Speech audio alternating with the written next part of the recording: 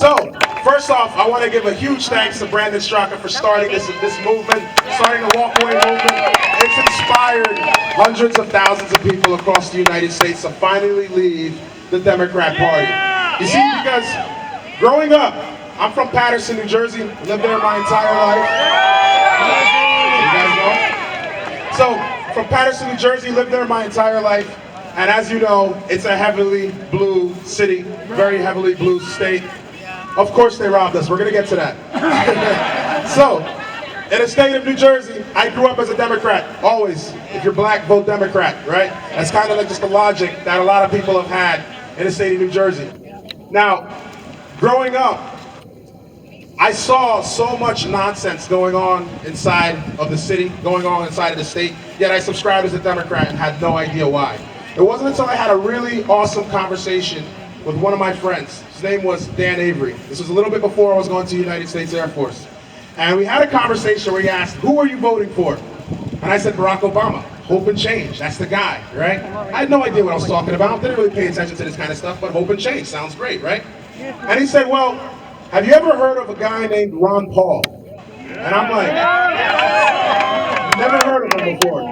So we sit down, he starts showing me a bunch of videos about this guy. He's talking about, you know, the difference between Keynesian economics and Austrian economics, the Federal Reserve, the Fractional Reserve Bank, and OPEC, and all these things that were totally over my head. And I said, you know what? I'm done with this. You know what? Ended up going to the Air Force about a week later, and I forgot about all that stuff.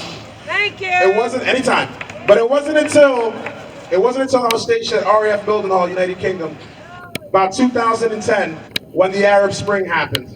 Up until this point, everything seemed normal. But then there were countries that were overthrowing their governments, doing all kinds of stuff. And on one night, we got an announcement. Planes are flying, going crazy in the base. And they're saying, you got to get to the squadron building. We get to the squadron building.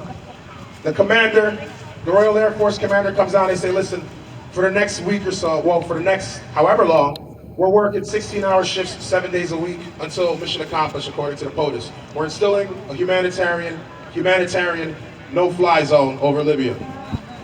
I thought nothing of it, but I'm like, something doesn't seem right. We could only get on base at that time the Armed Forces Network and CNN. And what they were telling us was the humanitarian no-fly zone was successful.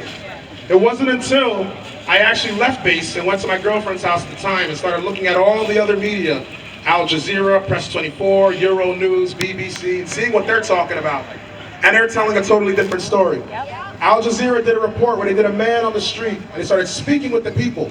Most of the people didn't want to get rid of Gaddafi. A lot of them did, but most of them actually liked the guy. Was he a great guy? Was he a saint? Absolutely not. But the point is, when the people were speaking, they were saying, if anybody's going to go and get rid of Gaddafi, it needs to be us. Right. We don't want NATO to get involved. We don't want the United States to get involved. Yet here we go, flying in, dropping bombs, doing all kinds of nonsense. We bombed up Libya. They dragged Gaddafi through the streets. They killed him, and there was a power vacuum that was left. That power vacuum was filled with several terrorist groups, Al-Nusra, Al-Qaeda. They came together, and they created the world's greatest enemy, ISIS. As soon as they did that, United States, we seize the oil fields. They start funneling the oil from Libya into Syria. They create the Islamic State in Syria. And they start doing this.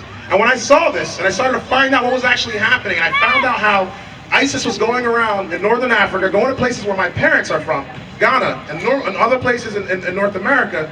They started going around kidnapping Africans and selling them in open-air slave markets, and that's still going on until this day.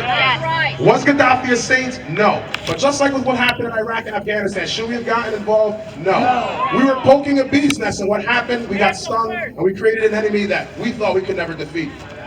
I was sick and tired of what was going on, and I requested early dismissal. I eventually got the early dismissal to leave the United States Air Force after 2 years. I wanted to come back home and do what I felt was right, because I signed an oath to defend the United States Constitution against all enemies, foreign and domestic.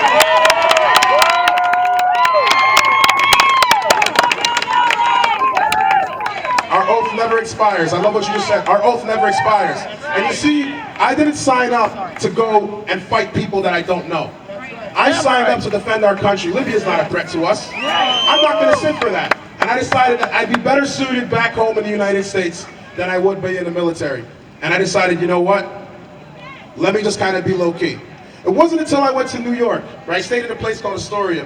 I met with a guy that, you know about Astoria. So I met a guy, his name was Nick. First time in my life I've ever encountered an actual socialist. I ended up renting a room with this guy when I started working there.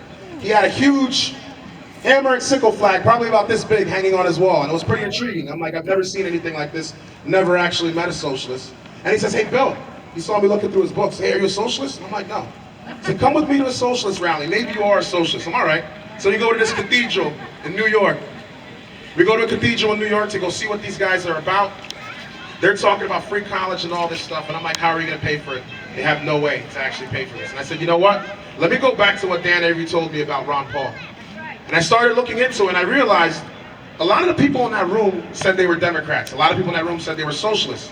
I don't identify with any of these things. And when I took the time to sit down and listen to what Ron Paul was saying, I realized that the threat to this country was the Communist Party and the infiltration inside of the United States. And it was at that point that I said, if I swore an oath to defend the United States, then I need to stand with the side that's here to defend the United States. Yes.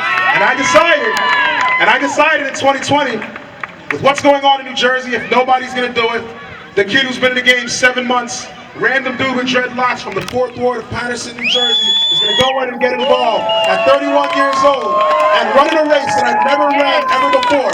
And we shattered the records. No Republican has ever gotten as many votes as I've gotten in the 9th District in only 7 months. With no budget, no support from the county, no support from the NJGOP. And you know what that means? If we shattered that record in only 7 months with no support, imagine what we're going to do in 2022. Basement Bill Pasquale, we are coming for you.